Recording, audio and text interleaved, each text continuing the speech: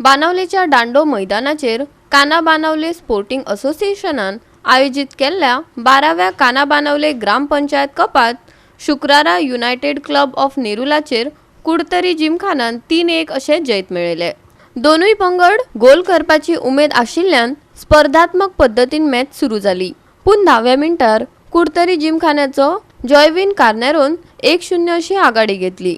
United club of नेरुलाक चड वेळ वाट पळोवची पडली ना, कारण 34व्या मिनटार भावेशान बरोबरी केली। पहिल्या अर्धात दोनूय पंगडाक नियंत्रण मेळोवपाक कष्ट घेतिल्ल्यान हो गुण 1-1 असो उरलो।